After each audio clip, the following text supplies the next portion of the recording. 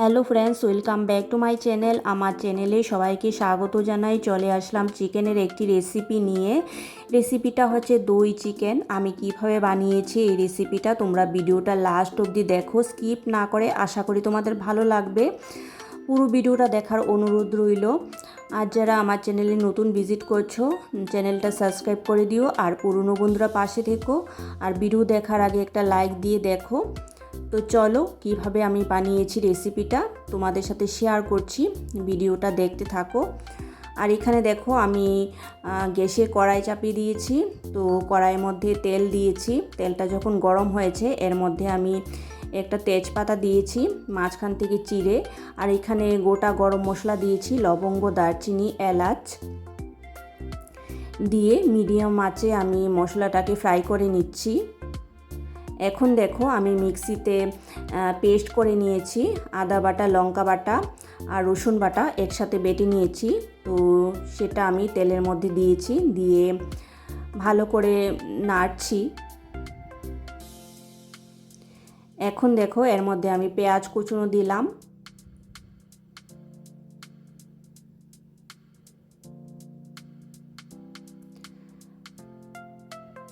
তো পেঁয়াজ দিয়ে মশলার সাথে মিশিয়ে নিচ্ছি পেঁয়াজটাকে।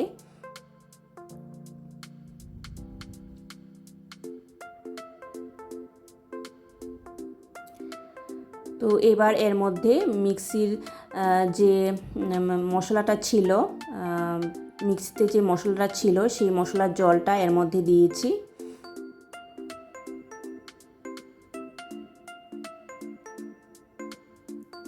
টমেটো কুচনো দিলাম।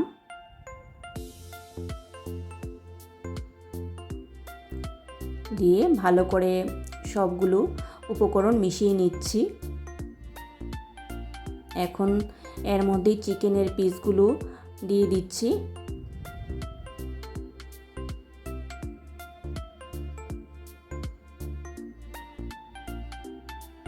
তো সবগুলো চিকেনের পিসই দেওয়া হয়েছে। এবার মশলার সাথে চিকেনগুলোকে ভালো করে মিশিয়ে নিচ্ছি। তো এই রান্নায় আমি হলুদ ব্যবহার করব না, কারণ দই চিকেনে হলুদ ব্যবহার হয় না, এই জন্য একটু কালার আসছে না। তো এখন দেখো আমি ঢাকা দিয়ে দিয়েছি। এবার ঢাকা খুলে দিয়েছি। তো এর মধ্যে আমি নুন দিয়েছি, নুন দেওয়া হয়নি আগে, নুন দিয়েছি।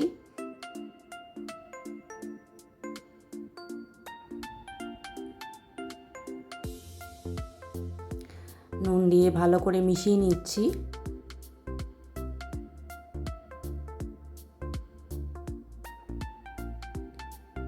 তো এবার দেখো এর মধ্যে আমি দই দেব, টক দই দিয়েছি।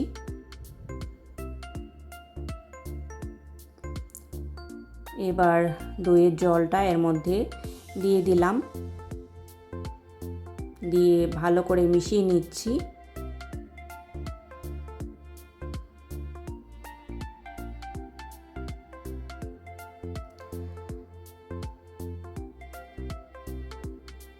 তো আবারও ঢাকা দিয়ে দিলাম। তো রান্নাটা ঢাকা দিয়েই করতে হবে। তো দেখো ঢাকনা খুলেছি। এখন মাংসটা কষানো হয়ে গেছে।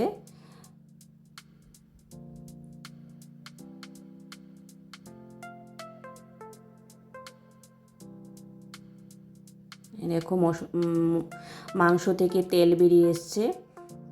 এবার এর মধ্যে গরম জল দিয়েছি। তো জল দিয়ে ভালো করে নাড়াচাড়া করছি। আবারও ঢেকে দিলাম 10 মিনিটের জন্য। তো দেখো ঢাকনা খুলেছি, ঝোল ফুটে উঠেছে, আর একটু শুকোবে। তো ঠিক গ্রেভি রাখবো না। এখন দেখো এর মধ্যে আমি নুন অ্যাড করেছি, করে ভালো করে মিশিয়ে নিচ্ছি। এরকমই গ্রেভি থাকবে। এবার এর মধ্যে ধনেপাতা কুচনো দিলাম। ধনেপাতা কুচনো দিলে ফ্লেভারটা ভালো আসে। এবার মাংসের ঝোলের সাথে ধনেপাতা মিশিয়ে নিচ্ছি।